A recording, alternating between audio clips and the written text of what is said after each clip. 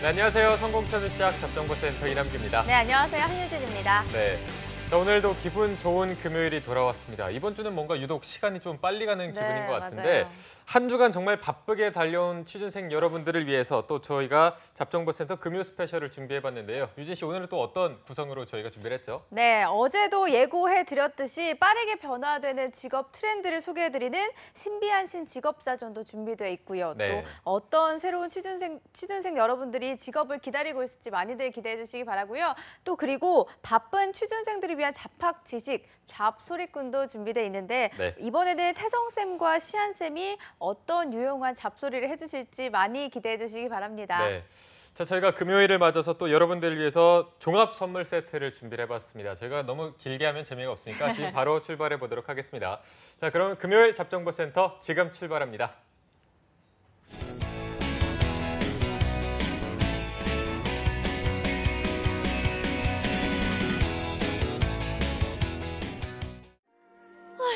더워. 대한민국을 덮친 111년 만의 폭염. 40도에 육박하는 더위에도 쉬지 못하는 취업 준비. 환한 미소와 함께 서 있는 푸른 바다 같은 당신을 위해 준비한 어딘가 쓸모있는 지적인 잡담이 시작된다. 떠먹여주는 상식 프로그램 잡소리꾼 폭염 특집 지금 시작합니다. 잡소리를 시작한다.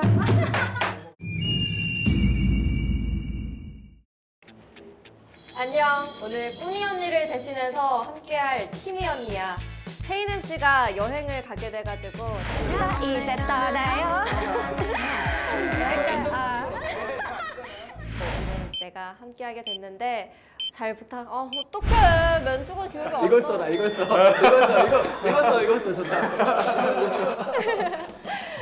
그동안 취업 준비 때문에 경주마처럼 앞만 보고 달려온 여러분들을 위해서 기초 상식을 잡아줄 잡소리로 가득한 시간을 오늘 준비해봤는데요.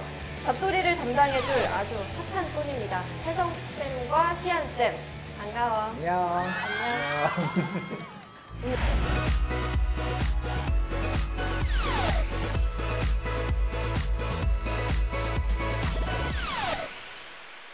날씨가 너무 더워요. 네. 오늘 한 111년 만에 최악의 폭염이라고 하는데 그러니까요. 네, 아시나요? 몇 도인지 오늘?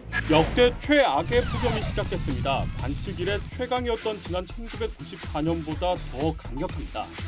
기상청에 따르면 내일까지 서울의 낮 기온은 39도 안팎까지 올라갑니다. 지난 1994년에 기록한 역대 서울 최고 기온 38.4도를 넘어 111년 관측 사상 가장 심한 더위가 예고된 것입니다. 너무 덥더라고요. 그래서 그 분장 선생님이 저를 굉장히 심혈을 기울여서 정혜인을 만들어 주셨는데 걸어오는 동안 땀이 나고 그래가지고 원래 김태성으로 돌아왔어요.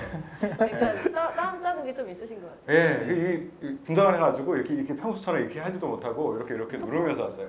사람들이 이상하게 쳐다보더라고요. 한 며칠 전만 해도요. 그 뉴스에 뭐가 나왔냐면 이 더위가 사람 체온보다 높다. 그러니까 바깥 온도 사람 체온보다 높다. 이럴 수가 있는 뉴스였는데 지금 그게 아무것도 아닌 거죠. 아무것도 아니죠, 지금. 불과 며칠 만에 40도가 안 되는데 조금 아까운 생각이 드는 에이, 어차피 이렇게 된 거 이왕 넘어보자. 기록 한번 넣어보자. 이런 생각이 들 정도로 너무 더위가 익숙해진 것 같아요. 영천 한번 내려갔다 오시면 될 것 같아요. 영천이요? 경북 영천이 40도 그래요? 계속 찍고 있거든요. 와.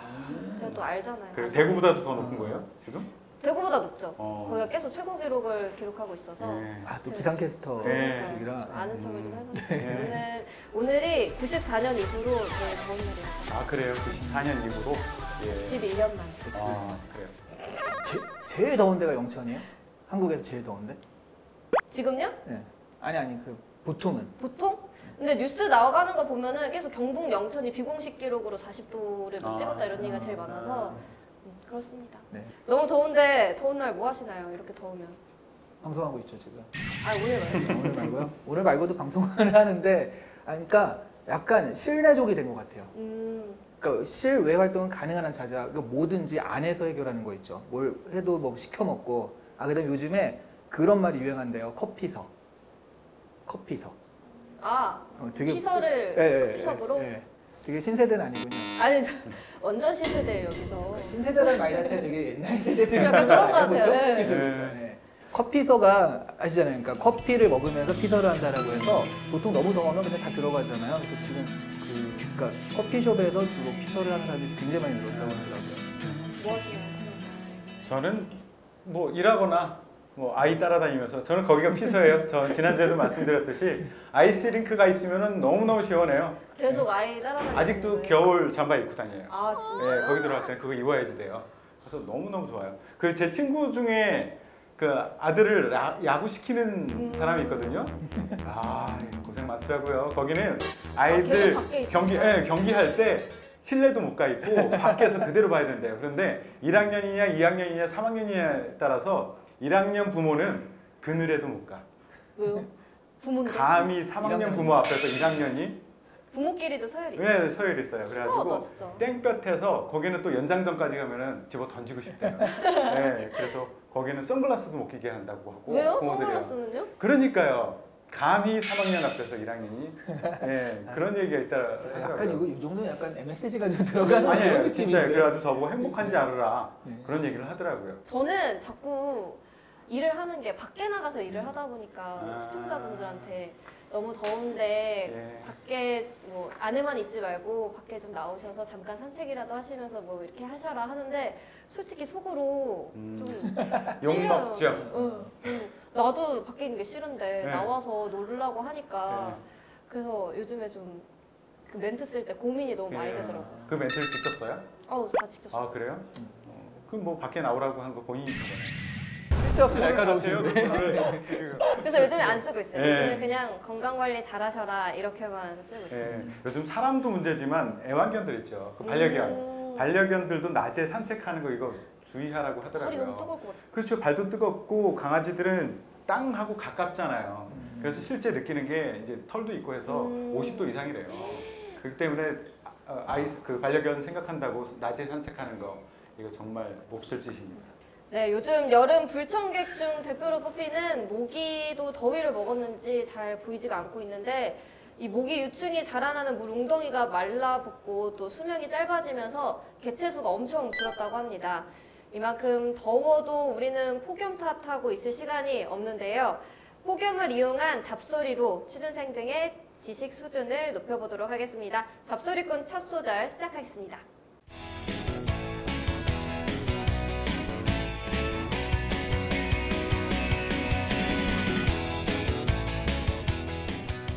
태성쌤과 시안쌤의 잡담 플레이, 태시 잡담 시간이 돌아왔습니다. 잡소리꾼 첫 소절이니까 가볍게 풀어보도록 할 텐데요. 이런 날은 소도 쓰러질 것 같다는 그런 얘기가 있잖아요. 그래서 노약자들은 물론이고 또 신체가 건강한 우리들도 견디기가 힘든데 이럴수록 영양 보충을 좀 팍팍 해야 될 것 같습니다. 뭐 보충식 어떤 거 드시나요? 저는 단세포예요. 예, 더우면 시원한 거 먹고 예, 추우면 따뜻한 거 먹고 요즘에는 그냥 아이스크림 먹어요. 아이스크림만 드세요? 그게 제 보양식이에요. 예, 그 31가지 판다는 거기 가서 제일 큰 거 있죠. 혼자서 그 자리에서 크게 앨런을? 그냥 먹. 혼자서요? 혼자서 먹어요. 아들 안 주고? 혼자서. 그건 안 줘요. 아이스링크 갖고 가서 이렇게 같이 드실 것 같아요. 그건 안 줘요. 제가 그 아이스크림은 너무 아무하고도 공유하지 않습니다. 무슨 맛 제일 좋아하세요? 엄마가 지구 사람이 아니라는 거 하고요. 아. 예, 그 뉴욕 치즈. 아, 예, 그거하고 맛있는데. 예, 그거 케이크 맛있어요. 들어있는 거. 예, 그거하고 음식점도 제가 우리가 강의를 하다 보면 선생님도 그렇잖아요. 그 혼자서 밥 먹을 때 많죠. 아, 그렇죠. 예, 혼자서 밥 먹을 때 엄마 많죠. 너무 싫어. 예, 근데 거기 가면은 한 80%는 저는 냉모밀 시켜요. 아. 마시고 이렇게 끝까지 마셔버리고. 저는 그러니까 보양식 이런 게 보양이 되는지 잘 모르겠더라고요. 음. 기본적으로 뭐 그 봄나는 삼계탕 뭐 이런 거 있잖아요. 삼계탕 집에 딱 가면 일단 1시간 반은 줄 서야 돼요. 맞아. 쫙 줄 서 있고 들어가면 사람 많고 그러면서 딱 하는 게 원래 많이 못 먹으면 반개탕 먹으면 좋잖아요. 근데 오늘은 반개탕 안 됩니다.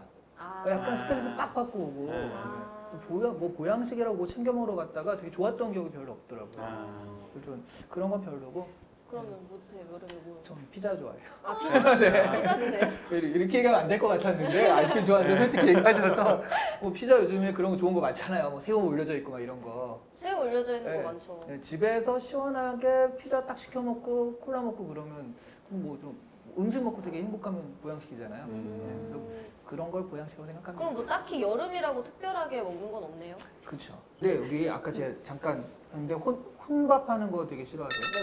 아. 그러니까 혼자 음. 쇼핑까지는 하는데 혼자 밥 먹거나 영화 보거나 너무 싫어요.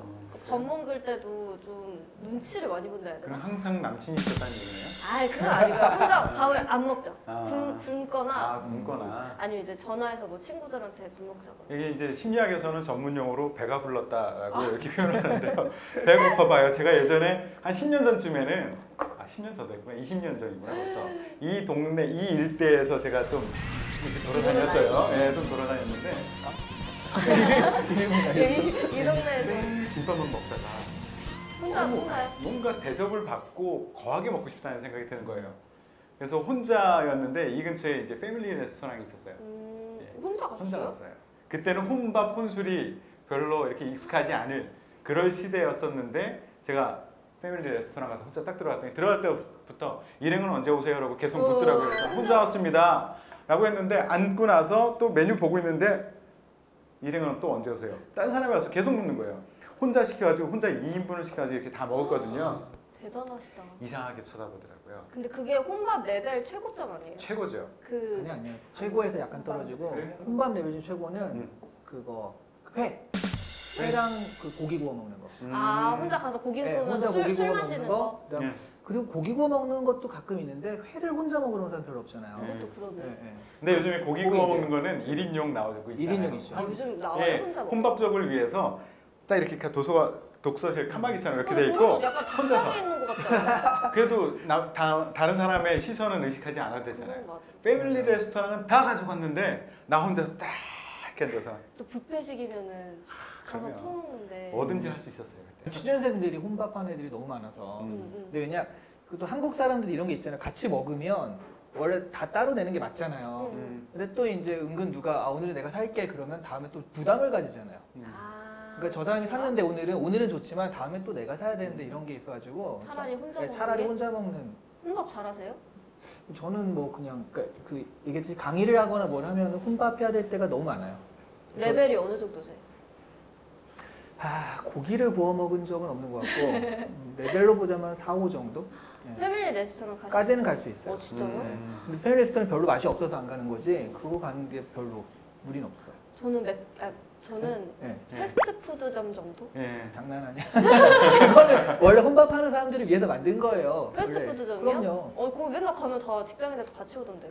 그거야 그렇지만 가령 소개팅을 했다. 그랬을 때 가장 가기 힘든 데가 거기잖아요. 소개팅을 했는데 패스트푸드를 그런 것도 있지만 뭐 이렇게 애들 수준에서는 애들 수준에서는 요즘 애들 안 그래요. 약간 썸 타는 데서는 막 이렇게 하면서 묻히고 먹고 그러니까 되게 추하게 되잖아요. 그러니까 혼자 먹기에 딱 좋은 그런 데지. 그런가? 그럼. 지금 못 먹겠어요. 안 먹어요. 그냥 굶고 말아요.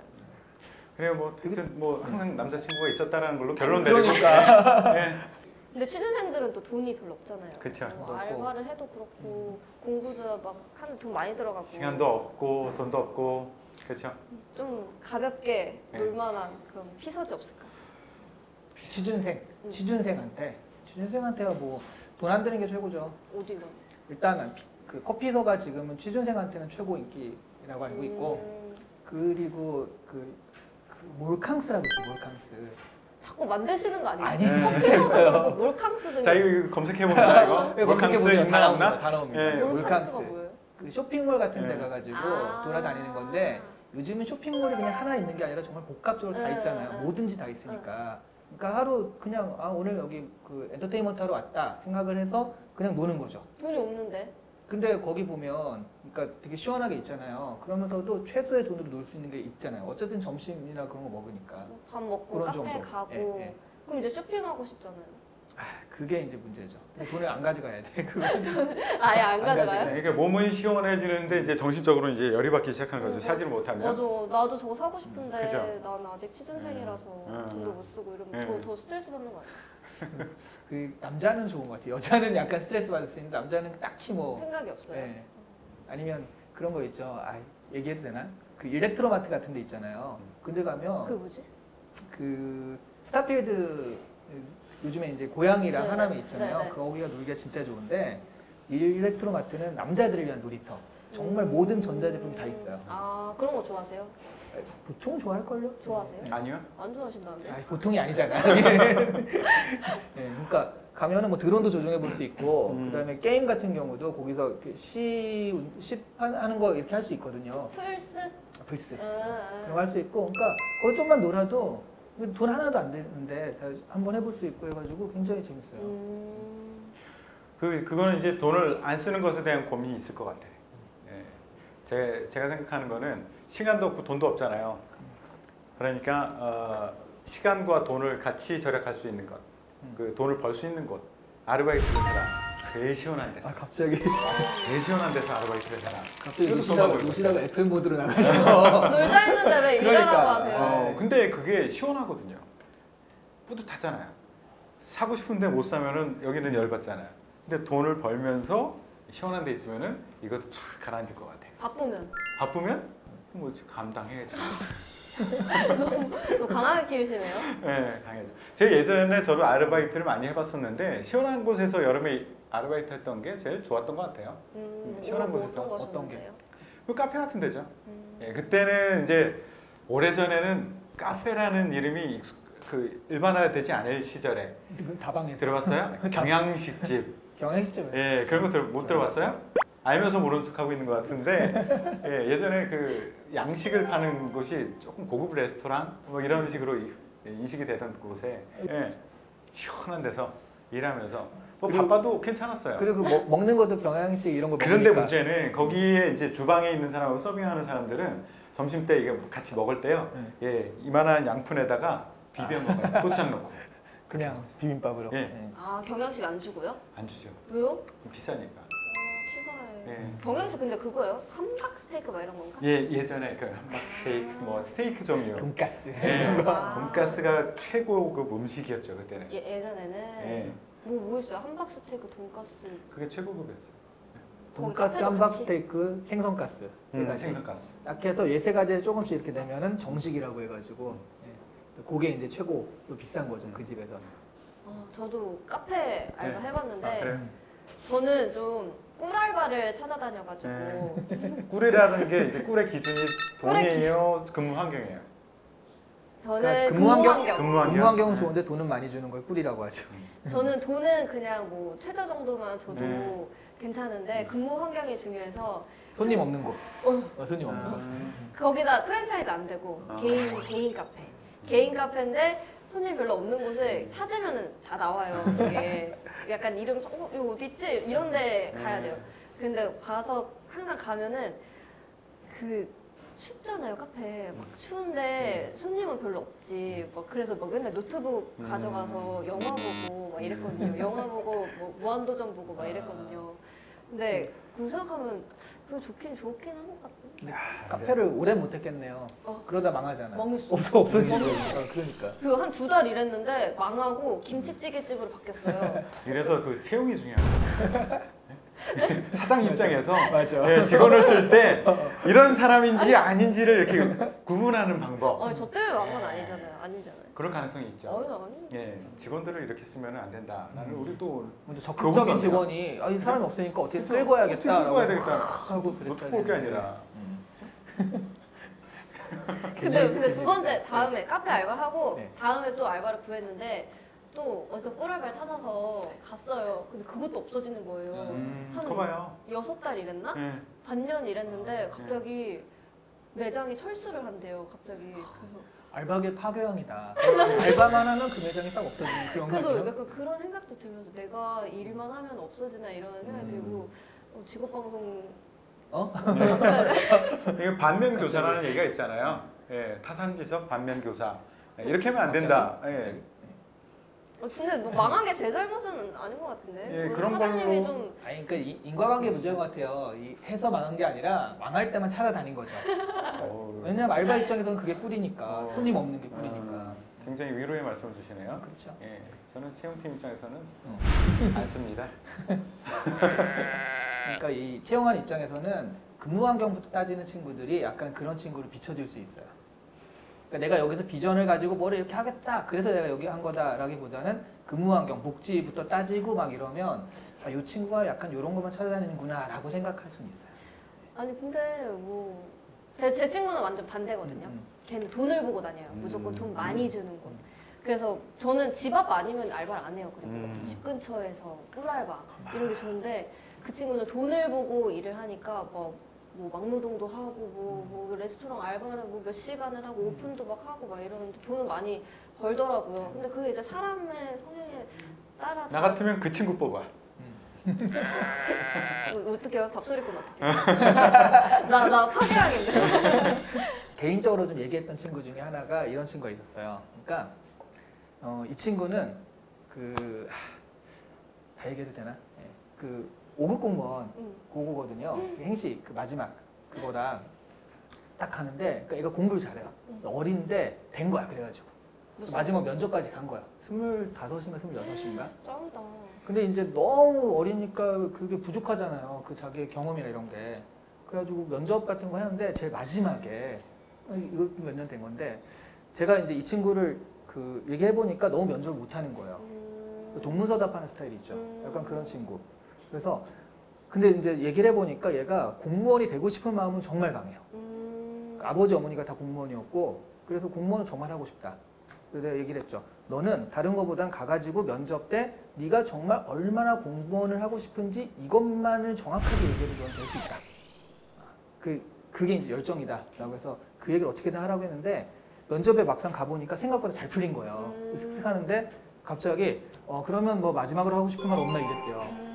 내 말이 생각나서 야 이거 어떡하지? 이 얘기를 해야 되는데 그러다가 여자였거든요. 면접관님 제 눈을 봐주십시오. 보통 마지막 없습니다 하고 가는데 갑자기 그러니까 면접관이 당황을 했대요. 뭐지? 딱 보니까 네, 딱 보니까 이 공무원이 되고 싶어서 이글이글 타는 제 눈이 보이지 않습니까? 이런 식으로 누가 봐도 오징어가 될 만한 그런 말 있죠. 저 어떻게 봐? 이렇게 되는. 그 웃고 넘기고. 네, 그럼 이 눈을 보고 뽑아주시면 정말 감사해요. 이런 식으로 얘기한 거예요. 붙었어요? 근데 면접관들이 그걸 보면서 이 친구는 열정이 있다라고 생각을 했는지 붙었습니다. 최연소 해가지고 신문에 나오고 있어요. 아 진짜요? 네, 최연소 5급 공무원으로? 네. 그럼 태성쌤은 채용하셨잖아요. 네. 그럼 마지막에 뭐라고 말해야 돼요? 사실 크게 영향을 미치진 않아요. 아 그래요? 네, 근데 그냥 하라고는 합니다. 마지막 기회에 발언 기회 주면 하라고 하는데 실제 면접에서 마지막 발언 때문에 떨어질 나이가 붙고 붙을 나이가 떨어진 경우는 거의 없었어요. 별로죠. 예, 그러니까 그 전에 이미 평가가 다 끝났다고 보시면 돼요. 근데 아주 드문 케이스. 하나는 정말 점수를 올려준 적이 있었어요. 이 친구는 유통 쪽에 지원을 했던 친구인데 본인이 면접 과정 중에 면접관이 질문한 걸 나는 수동적으로 답을 했었어야 되잖아요. 근데 내가 강조하고 싶었던 건 내가 얼만큼 열정이 있다는 걸 보여줄 수 있는 그 좋은 사례가 있는데 그걸 말할 기회를 못 찾은 거야. 그래서 마지막으로 하실 말씀이 있습니까? 라고 했을 때 예, 있습니다. 이 말은 꼭 하고 싶었는데 못하고 돌아가면 한이 맺힐 것 같아서 말씀드리겠습니다 하면서 제가 여기를 지원하기 위해서 한 100개 유통업체들을 돌아다녔습니다. 같은 회사의 유통점들, 다른 경쟁사의 유통업체들 이거를 시기별로 또 지역별로 나눠서 방문을 해봤었는데 그때 시기적으로 어떨 때는 어떤 행사가 있었는데 그거는 효과가 어땠고 이런 식으로 본인이 분석했던 걸 쫙 얘기한 거야. 준비를 엄청 많이 해요. 그리고 나서 저는 이만큼 열정을 이곳을 위해서 쏟아왔습니다. 라고 얘기를 하고 꼭 뽑아주십시오. 그러니까 꼭 뽑아주십시오가 결정적인 역할을 한 게 아니라 그 앞에 내가 여기를 지원하기 위해서 이렇게 많은 시간과 에너지를 쏟았다. 이게 감동을 준 거였어요. 그래서 그 사람은 점수가 낮았었는데 막판에 확 올라갔죠. 아 진짜? 예, 그런 특별한 케이스를 빼고는 99% 이상은 사실 크게 영향은 없었어요. 아니 근데 그렇게 열정이 있는 사람인데 왜 점수가 낮았어요? 이게 표현을 본인의 강점을 제대로 어필하지 못하는 경우가 있고요. 면접은 기본적으로 그 중심이 면접관한테가 있어요. 면접관이 궁금한 것을 질문하도록 되어 있고 나는 거기에 질문에 대한 답이 나의 강점과 연결되지 못하면 놓칠 수밖에 없거든요. 그렇기 때문에 질문에 대한 답으로서는 나의 강점을 충분히 어필하지 못했는데 이제 나에게 주어진 그 시간만큼은 내가 강점으로 내세울 수 있는 것을 정확하게 표현을 한 거죠. 그래서 표현한 거. 그러니까 이렇게 생각하시면 될 것 같아요. 중간고사 때 밤새 공부를 했는데 시험 문제가 내가 공부한 게 안 나온 거예요. 그러니까 뭐 답방점이잖아요. 근데 마지막에 교수님이 야, 너 공부한 거 있으면 한번 얘기나 해봐. 맞아. 이렇게 한마디 한 거 있어요. 거기에 내가 공부한 거 이따만큼 써놓은 거죠. 보통은 요 정도 사실 공부한 게 없으면 뭐 쓸말도 없잖아요. 그러니까 한데 정말 내가 밤새 공부해서 이따만큼 했으니까 그거를 이따만큼 써놨을 때 이 친구 그래도 뭐 열심히 했네 그런 느낌인 거죠. 네, 이렇게 쌤들과 함께 더위 얘기도 해보고 어쩌다 보니까 또 취준생 얘기를 빼놓을 수 없어서 또 해봤는데 이번 여름이 너무 더워요. 이렇게 쌤들과 함께 여러분들의 더위를 서리해 갈 테니까요. 우리 취준생 여러분 좀 더 힘내시고 여름에 영양 보충도 좀 하시고 하면서 하반기 잘 헤쳐나가길 바라겠습니다. 화이팅! 화이팅!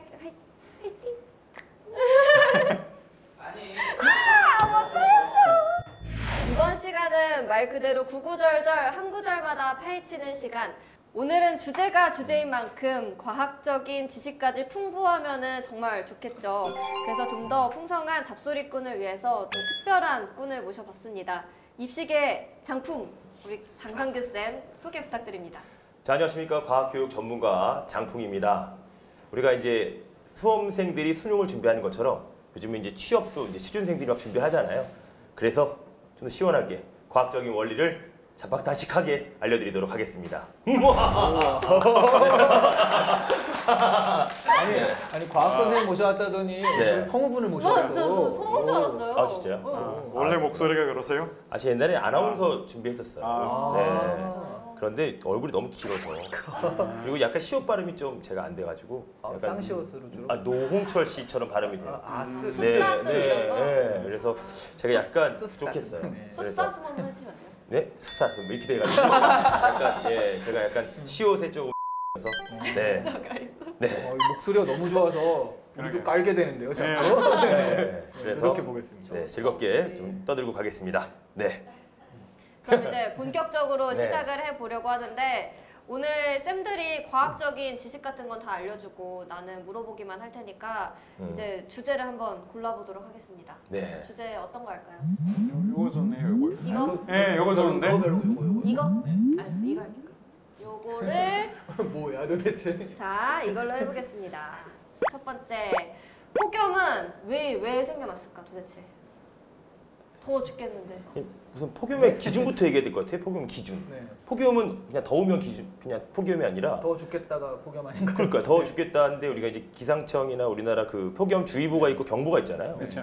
그 폭염주의보 같은 경우는 이제 33도 이상이 온도가 최고 온도 33도 이상이 2일 이상 지속이 될 때 폭염주의보. 아, 이거 준비했죠? 네? 이거 준비했죠? 상식. 네. 상식 아니에요, 상식? 아, 이거. 경보는? 경보는 35도. 그렇죠. 그게 35도. 35도가 이틀 동안. 네. 열대야. 그렇지. 열대야는 그 최저 온도가 25도 이상. 그렇죠. 그때 뭐 기준은 기본 아니에요, 이거는? 저야 모르는 거 아니에요? 아니 내가 잘난 척하려고 준비해왔는데 상식. 갑자기 자기들끼리 다 말해. 초열대는요? 30도? 찍은 거 살짝 찍은 거 같은데? 지지 않겠어. 네. 그 기준이 그런데요. 그런데 요즘에 이제 폭염이 나타나는 원인은 우리가 이제 지구 온난화 문제잖아요. 지구 온난화와 그 제트 기류의 약화 현상으로 보고 있거든요. 근데 뭐 엘니뇨 때문이다라고 하는 것은 엘니뇨랑은 우리나라의 어떤 폭염이랑은 좀 관련이 없는 것 같고, 사실 엘니뇨는 밑에 적도 지방에 있는 그 북태평양, 서태평양 지역에 그쪽 지역이고, 그다음에 지구 온난화 때문인데 그 지구 온난화는 다 아시죠? 왜 만들어지는지는. 그렇죠. 이것도 말씀을 해주세요. 아, 그렇구나. 그 지구 온난화는 사실 그 화석 연료의 과다 사용 때문에 그 온실기체가 많아지면서 이산화탄소, 뭐 온실기체라고 하는 것은 이산화탄소도 있고 수증기도 있고 메테인도 있고 뭐 CFC, 뭐 프레온가스 뭐 등등이 있겠지만 그 이산화탄소가 굉장히 많아지면서 좀 더 온실효과가 더해진 거죠. 그러면서 그 지표면에서 흡수하는 양도 더 많아지고, 그리고 또한 지구 복사 에너지도 많아지면서 지구의 온도가 좀 상승하는 그런 현상을 우리가 지구 온난화라고 하는데, 지구 온난화 때문에 이제 뭐 사막화도 가속화될 것이고, 그리고 바다의 해수면도 상승이 될 것이고, 그리고 빙하도 높고, 그러면서 점점점 지구의 온도가 올라가는 그런 현상이 만들어지게 되는 거죠. 특히 우리나라 같은 경우는 특히 이제 더더욱 도시와 이제 그 시골에서의 온도 차이가 막 1, 2도 정도고, 막 그 밤에는 한 12도 정도까지 차이가 난다고 그래요. 그래서 이 열섬 현상 때문에 더 우리 서울에서 좀 이렇게 폭염을 더 많이 느끼는 것이 아닌가 그런 생각도 들고. 네. 근데 그 지구온난화 얘기하셨잖아요. 근데 지구온난화 트럼프 같은 경우에는 지구온난화가 이제 사기다, 네. 전 지구적인 사기다 이러면서 이산화탄소 협약, 그 파리 기후협정에서 탈퇴하고 그런 식으로 아예 몰아붙이는 경우도 있거든요. 네. 과학적으로 지구온난화가 약간 영국인들에 의해서 조작된 거다 이런 얘기도 있거든요. 그런 네. 부분에서는 그러니까 그런 얘기는 교과서 안 나오는데. 교과서도 예, 교과서의 지식으로. 그래서 네. 모든 시험은 교과서에서 나오니까 네, 그렇죠. 그런 거 묻지 마세요. 근데 오늘 자꾸 얘기하시는데 엘니뇨, 나니뇨, 막 열섬 현상 이거 얘기하시는데 일부러 되게 그러시는 거죠? 아니 저 과학 선생님인가요? 네, 이게 다 애들이 우리 모르는데. 네? 그런 얘기. 엘니뇨, 나니뇨 아세요? 알죠? 라니냐. 라니냐. 네. 알죠? 뭔데요? 우리 그 기상캐스터 네. 엘니뇨. 저 알고 있어가지고. 엘니뇨. 네. 뭐예요? 어떤 거예요? 근데 제가 아까 얘기한 거 살짝 들었는데 잘못 알고 있는 것 같아요. 왜요? 그 아까 엘니뇨 네. 해수면 상승. 아니라니까요. 해수면 상승이라기보다는 해수 기온의 상승이라고 할 수 있죠. 해수 온도 상승. 해수 온도 상승. 면 아니요? 면은 이게 상승되면요 지구가 잠겨요. 지구가 끝나요 그러면. 그게 동태평양, 서태평양이 이렇게 다른데 그러니까 무역풍이 약화되면서 그 용승이 아까 말했듯이 그 차가운 물이 용승이 안 되니까 수온이 높아지는 거예요. 수온이 높아지면 온도가 높아지니까 기압들이 낮아지고 위로 상승하게 되죠. 그 공기가 상승하게 되면 구름 만들어지고 비가 내리는 거죠. 원래 페루 지방이 비가 안 내려야 되는데 저기 이상 기온으로 비가 엄청 내려서 막 홍수가 나고 서태평양의 지역에서 비가 안 내려야 되는데 비가 좀 내려야 되는데 가뭄 현상이 나타나고 완전히 정반대 현상이 나타나는 게 이제 엘니뇨. 네. 라니냐는 반대죠. 반대죠. 무역풍이 정말 강화돼서 페루 지방이 완전히 가뭄에 찌들고 그다음에 서태평양 홍수에 막 넘쳐나는. 그럼 들어가기 좀 알려주지. 잘못 알고 있다고. 아니 이렇게 재밌게 하려고. 네. 일부러. 바보같이 나오겠는데. 그게 초기에는 오히려 네. 엘니뇨가 그 아기 예수라는 맞아요. 뜻이잖아요, 스페인어로. 그죠? 네, 네. 예, 칠레하고 페루 쪽에 갑자기 그 스페니쉬? 해수 온도가 상승하면서 안 잡히던 물고기들이 많이 잡히니까, 잡히는 그렇죠. 거죠. 그러니까 감사한다라는 뜻으로 맞아요, 그 이름을 맞아요. 붙였던 건데 네. 그것이 오히려 네네네. 이제 홍수나 뭐 이런 네, 네, 네. 2차적인 피해로 네, 맞죠. 나타나게 된 거죠. 근데 결과적으로 지금 그 지구의 기온이 이렇게 된 게 결국 바람 때문인 거잖아요. 그러면 그렇죠. 바람 때문이죠. 이것도 어떻게 엘니뇨는 보면. 아니어도 바람 때문인 거고 음흠. 지금 사실 우리가 이렇게 더운 것 중에 하나가 열도 현상에서 네. 이렇게 올라간 상승 기류가 그대로 여기 머물고 이렇게 흩어져야 되는데 그렇죠. 제트 기류가 너무 약화됐으니까. 제트 기류 안 돼서 네네네. 그렇고 네. 이렇게 바람이 달라진 원인들이 있어요. 그 보면 제가 이건 준비 조사해 준비 못했는데 교과서에 없는 교과서에 없지만 네. 우리가 보면 그 대부분이 이제 순환이 돼야 되는 거죠. 서큘레이션이 돼야 되는데 네. 일반적으로 이제 차가운 공기가 내려오고 더운 공기가 이제 위로 올라가죠. 밀도차 때문에. 네. 근데 얘네들이 계속 머물러 있다는 것은 아래쪽 공기와 위쪽 공기의 온도 차가 거의 없다는 거죠. 그러니까 제트 기류가 원래 여기서 바람이 불면 상승하고 하강을 해야 되는데 얘네들이 상승 하강이 없으니까 그냥 계속 머물러 있는 거죠. 그래서 도시에서도 보면 오염 물질이 그대로 머물러 있어서 계속 열섬 현상 계속 막 온도가 올라가게 되고 그러니까 제트 기류 약화도 사실 이렇게 폭염의 어떤 기준, 폭염의 원인이 될 수 있는 거죠. 제트 기류 약하니까 생각나는데 사실 우리가 지금 너무 더우니까 까먹었는데 저번 겨울에 너무 추웠잖아요. 네. 영하 20도. 맞아. 그때도 제가 제트 기류가 약화돼가지고 네. 이게 좀 안 흘러서 그렇다. 그러니까 네. 시베리아 기단의 그 바람들이 네. 그런 제트 기류가 강하면 이걸 딱 막아가지고 있었는데 그게 약해져가지고 그 바람이 흘러와서 들었다 그런 얘기 들었거든요. 네. 지금 똑같이 제트 기류 때문에 이런 일들이 많이 발생하네요. 그런 것 같아요. 네, 제트 기류. 거의 우리나라가 지금 그럼 50도 차이, 영하 20도, 그다음에 영하 40도 이러니까 60도 차이. 그렇죠. 평균 기온은 좋네요 그러면. 평균은 10에서 20도 될 것 같은데 너무 극단적으로 차이가 나는 거예요. 너무 극과 극이라. 그거 네. 제트 기류는 잘 모르시나 보다, 그죠? 저요? 알아요. 과학 강사예요. 과학 강사. 제트 기류. 장풍의 장풍. 궁금하다고? 알려줘 TMI 알려줘 TMI 알려줘 TMI 안녕, 궁금해하지 않아도 알려주는 언니, 투머치 인포메이션 티미 언니야. 제트 기류는 대륙권 상부 또는 성층권 하부 영역에서 아주 빠른 속도의 공기 흐름을 말하는데 이 차가운 공기를 머금고 있는 제트 기류가 빠르게 움직이면서 찬 공기와 따뜻한 공기를 섞어주는 역할을 해. 이 과정에서 우리의 지구 온도가 정상적으로 유지될 수 있는 건데 최근에 우리나라의 사상 최악의 폭염이 이어지고 있는 원인 중 하나가 이 제트 기류 때문이라고 할 수 있어. 제트기류는 우리나라 위쪽으로 상승을 하면서 북극의 찬 공기랑 섞이지 못했기 때문에 뜨거운 공기만 가득 차게 됐기 때문이지. 그러니까 취업 준비하면서 이 더위에 건강 잃지 않도록 주의하길 바랄게. 그럼 티미 언니는 이만 가볼게. 안녕. 아니 깜짝 놀랐네. 지금 확 들어왔어요. 제트기를 모른다고 지금. 방송 중에 이렇게 네. 집어던지셨어요. 그렇죠. 아까 피디님이 그랬어요. 욕해야 된다고. 이거 잘라주세요. 다음 이야기. 선생님 가만히 있습니다. 제가 어떻게 알아요, 그걸? 각 기업의 채용팀에서 그 채용 설명회를 할 때 그런 얘기를 하는 거 있어요. 되게 궁금한 게 있는데 취업 준비생들이 이런 것까지 다 알아야 돼요. 면접 볼 때. 방송 좀 잡을 수가 없어요. 그럼 약간 좀 우리 과학 선생님 모셔놓고 이렇게. 더위 얘기로 돌아가고. 정치, 경제, 사회, 군사, 의료 빼고 다 나왔어요. 의료. 소리 다. 네.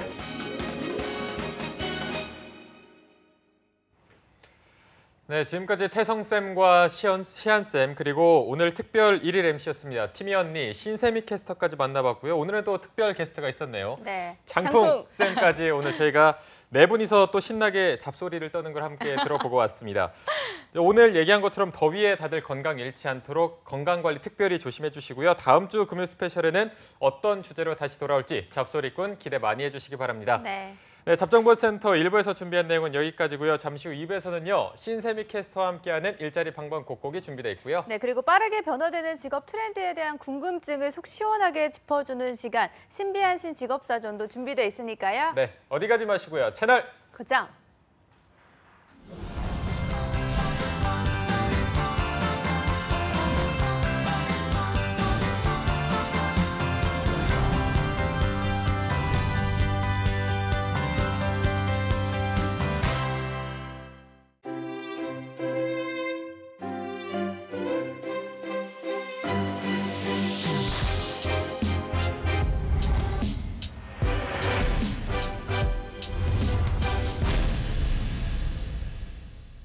행복한 결혼, 작은 결혼식으로 시작하세요.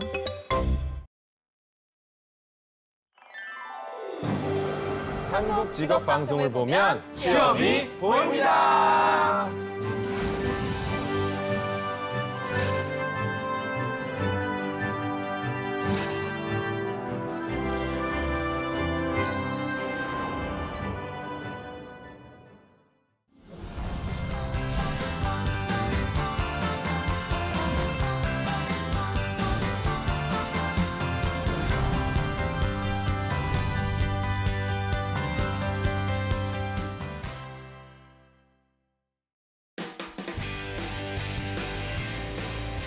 네, 성공초배 시작 접정보센터 2부의 문을 활짝 열어봤습니다. 저희가 2부에서는요.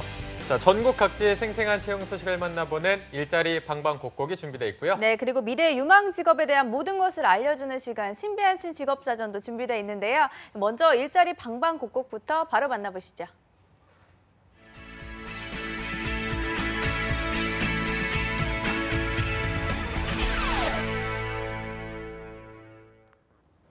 네, 매일매일 전국 각지의 생생한 채용 정보를 알아보는 일자리 방방곡곡. 오늘은 경기도 먼저 가보겠습니다. 이천고용센터의 이혜진 주무관님 안녕하세요. 네, 안녕하세요. 이천고용복지플러스센터 이혜진입니다. 네, 주무관님 오늘 소식 알려주시죠. 이번 주 소개해드릴 곳은 이천시 백사면 2여로에 위치한 면류 등 식품 제조업체 한일식품 주식회사입니다. 이번에 창고 및 원부자재 관리 업무를 담당할 정직원 2명을 모집합니다. 학력과 경력은 무관하며 3톤 미만 지게차 운전이 가능한 자와 인근 거주자를 우대합니다. 주 5일 근무로 근무 시간은 오전 9시부터 오후 6시까지이고 급여는 연봉 2,800만 원 이상으로 면접 후 조정한다고 합니다. 접수 마감은 8월 31일까지이며 이력서를 방문, 팩스, 이메일 등으로 접수한다고 하니 자세한 채용 정보를 확인하시고 지원하시기 바랍니다. 네, 학력과 경력이 모두 무관한 구직권입니다. 관심 있는 구직자 여러분들의 많은 지원 바랍니다. 주무관님 바로 다음 소식도 알려주시죠. 다음으로 소개해드릴 구인 소식은 이천시 마장면에 위치한 청강문화산업대학교의 채용 소식입니다.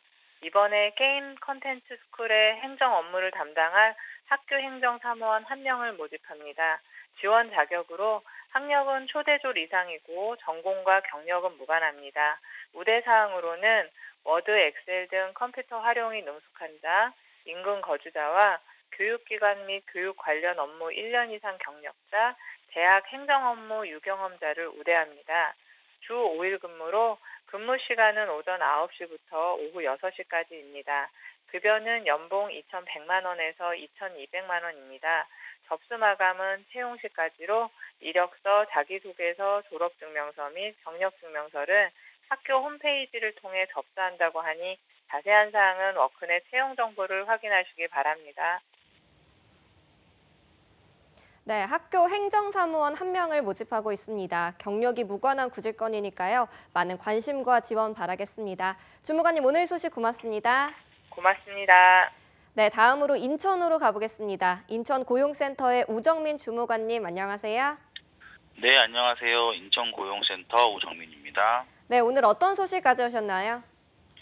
이번 주 소개해드릴 고인사업장은 주식회사 리팩입니다. 리팩은 인천시 서구 과자동에 위치한 자동포장기, 진공포장기 제조업체로 정기 용접원 1명을 고인합니다. 학력은 대졸 이상인 신규 직원분을 모집합니다. 주 5일 근무로 평일 8시부터 오후 5시 반까지 근무합니다. 임금은 연봉 2,500에서 2,600만 원 수준입니다. 입사를 희망하시는 분은 인천 고용복지플러스센터 취업지원과를 문의하여 주시기 바랍니다. 네, 신입의 전기 용접원 1명을 구인하고 있습니다. 관련 구직자 여러분들의 많은 지원 바라겠습니다. 주무관님, 바로 다음 소식도 알려주시죠.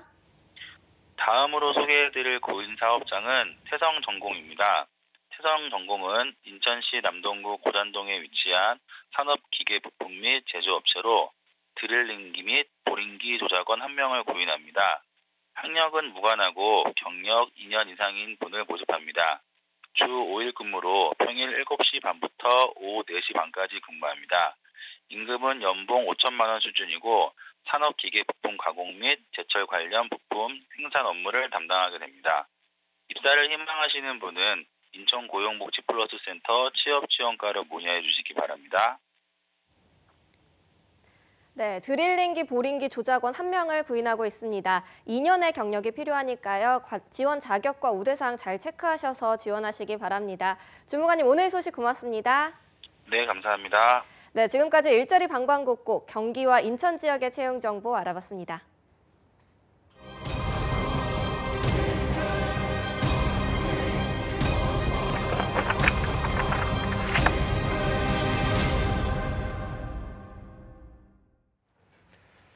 네, 내가 원하는 일, 또 해보고 싶은 일을 찾아서 여러 직업에 다양하게 도전하는 취준생들이 늘어나고 있는 요즘입니다. 이런 분들을 위해서 미래 유망 직업의 궁금증을 말끔히 해소시켜줄 신비한 신직업사전 시간입니다. 네, 직업 트렌드는 물론이고요. 다양한 직업 세계 정보까지 소개해 주실 분입니다. 한국고용정보원의 최화영 연구원 자리해 주셨습니다. 안녕하세요. 안녕하십니까.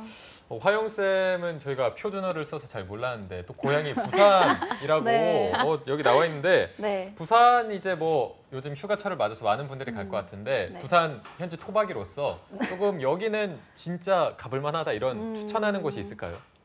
제가 한 3주 전에 부산에 다녀왔었는데요. 네. 송정해수욕장이라고 송정? 네. 오. 해운대나 광안리 해수욕장만큼 알려지진 않았지만 네. 물도 맑고 다양한 액티비티들을 할 수 있어서 현지인들이 많이 찾는 해수욕장입니다. 네, 혹시 네. 맛집은 또 어디 가셨나요? 맛집은 음식이 뭐가 유명하죠, 부산이? 돼지국밥 이런 게 돼지국밥 유명하고요. 돼지국밥, 밀면. 밀면. 네, 요즘에는 시원하게 밀면을 드셔보는 것도 좋을 것 날이 같습니다. 더우니까. 네. 알겠습니다. 근데 저도 부산 갔다 온 적이 있는데 네. 블로그나 인별그램에서 보고 네. 맛집을 찾아간 적이 있는데 생각보다 좀 별로더라고요. 그래서 이따가 현지인들이 아는 맛집을 좀 소개해 주셨으면 좋겠습니다.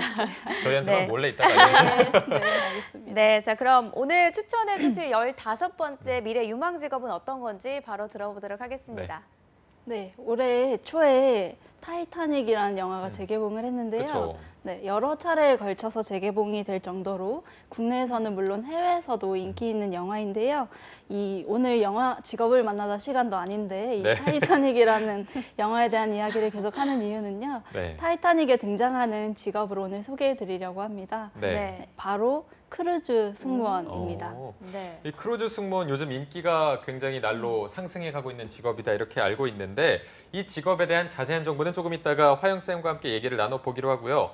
오늘 미래 유망 직업 크루즈 승무원이라는 직업을 준비해 오신 이유가 따로 있을 것 같아요. 네, 크루즈는 아주 큰 배를 이야기하는데요. 이 배에는 호텔이나 리조트 등의 숙박시설이 구비되어 있어서 네. 편안하게 전 세계의 관광지를 관광해 볼 수 있다는 장점이 있습니다. 네.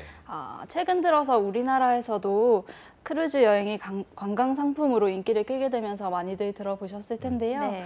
크루즈는 이미 해외에서 20세기 초반부터 등장한 직업입니다. 등장한 관광 상품입니다. 네. 그래서 타이타닉이 실제로 유럽 바다를 오간 때는 1912년으로 이미 100년이 넘었는데요.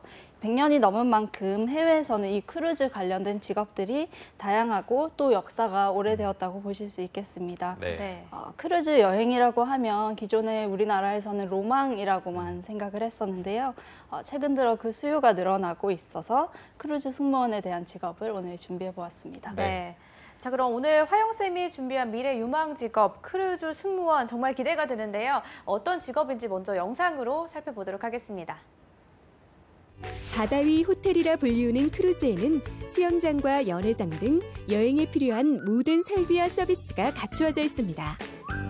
그렇다면 크루즈의 실제 모습은 어떠할까요? 7만 1,545톤 규모의 이 크루즈에는 승객 1,847명, 승무원 843명이 탑승할 수 있는데요. The Nara has 15 different decks. This is the open deck, and we have swimming pool behind me. And over here on this side, we also have some hot tubs for people to enjoy. 식당과 스포츠 코트, 강당 등 편의시설이 마련되어 있습니다. 해상 위 특별한 추억을 위해 크루즈 승무원들은 각종 선상활동과 객실, 레스토랑 관리 등 다양한 업무에 배정됩니다. 배 위에서 하는 일은 조금씩 다르지만 크루즈 승무원이라면 명심해야 할 사항들이 있는데요.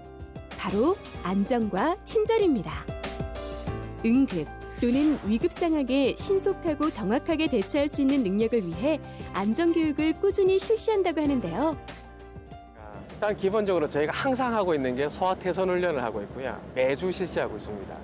그다음에 응급 환자가 생겼을 때는 저희가 응급 의료 관리자가 배에 승선을 하고 있습니다. 보통 여기 브릿지에 계신 분들이 그 교육을 받거든요.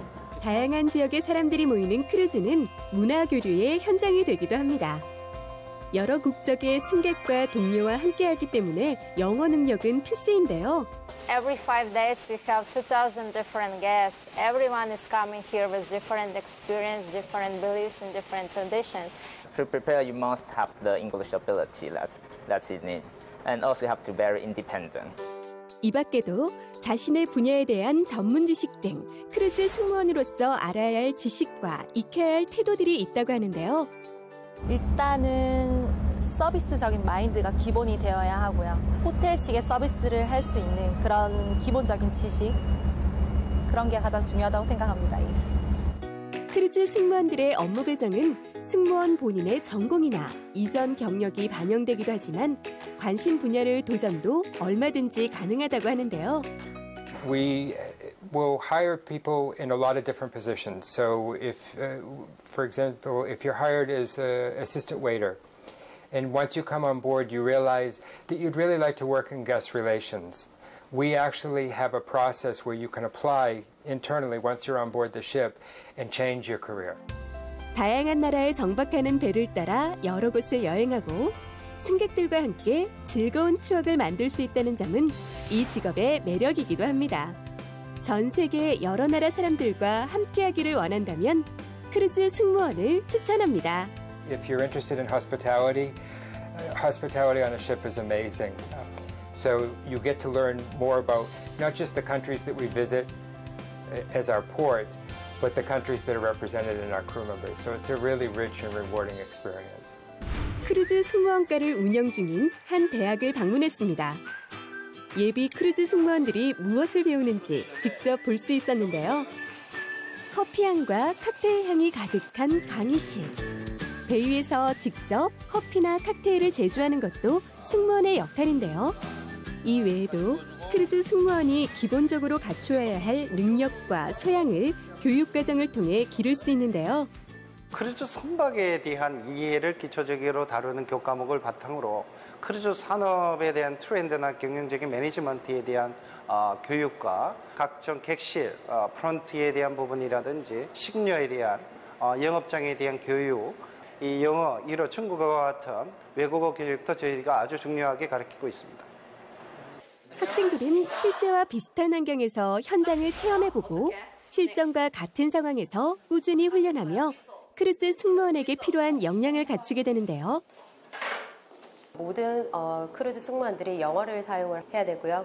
팀과 함께 이루어서 보통 근무를 하기 때문에 활동력이라든지 또는 팀워크까지도 보고 있는 상황입니다. 최근 크루즈 승무원 채용이 늘면서 채용 방식도 다양해지고 있습니다. 다양한 국적의 승무원을 채용하는 만큼 화상 면접도 선사 인터뷰 방식 중 하나인데요. 이처럼 다양한 방식과 과정을 거쳐 선사에 입사하게 되면 본격적으로 크루즈 승무원으로 근무하게 됩니다. 1차 서류 면접을 통과한 학생들은 1차 프리스크리닝 면접과 2차 본사 면접을 진행을 하게 됩니다. 최종 선사 면접에 합격을 하고 나면 선사에서 Letter of Employment라는 고용계약서를 발부를 하게 되고요. 고용계약서를 발부받은 학생들에 한해서 건강검진, 그다음에 선원수첩, 그다음에 한국해양수산연수원에서 연수 과정을 거쳐서 최종 승선으로 이어지게 됩니다. 앞으로 우리나라 크루즈 승무원의 진로와 전망을 알아보았습니다. 크루즈 산업을 육성하는 것은 우리가 국가적인 아젠다이기도 합니다. 청춘 일자리에 대한 창출, 특히 이 부분에서 크루즈 산업이 높은 고용 창출 능력을 가지고 있는 산업이기 때문에 직업에 대한 신직업에 대한 필요성, 또 양질의 일자리를 상당히 정부 차원에서 노력을 많이 하고 있습니다. 네, 크루즈 승무원에 대한 관련 영상을 함께 보고 오셨는데요. 저희가 이 영상에 나오는 승무원분들의 모습을 보니까 뭐 유니폼을 입거나 헤어스타일을 보니까 스튜어디스 분들이 많이 떠오르는데 사실 이 스튜어디스 분들은 관련해서 정보가 많이 알려져 있는데 비해서 이 크루즈 승무원은 좀 정보가 많지 않은 게 사실인데 어떤 교육을 받아야 이 직업에 조금 더 한 발 더 다가갈 수 있을까요? 네, 사실 크루즈 승무원들을 위한 양성 기관은 많지 않은 실정인데요. 네. 최근에 정부 차원에서 크루즈 전문 인력 양성을 위해서 올해 새롭게 양성 기관 3곳을 지정을 했습니다. 대경대학교, 동의과학대학교, 아세아 항공직업전문학교가 바로 크루즈 전문 인력 양성 기관인데요. 네. 이번이 5년 만에 2차로 이렇게 양성 기관을 지정한 것이라고 합니다. 대경대학교의 경우에는 1차에서도 크루즈 전문 인력 양성 기관이었는데요. 네. 그 학교의 커리큘럼을 살펴보면 영어와 일어, 음료 실습, 연회 실습, 객실 관리 업무, 마술 및 레크리에이션 실습, 칵테일 실습, 바리스타 실습 등 되게 다양한 커리큘럼을 제공하고 있는 걸 알 수 있습니다. 네. 근데 서비스 진보도 좋지만 아무래도 배에 타야 하기 때문에 안전과 관련한 교육은 어떤 것들이 있는지도 궁금하거든요. 네, 맞습니다. 안전에 관한 교육도 필수적인데요.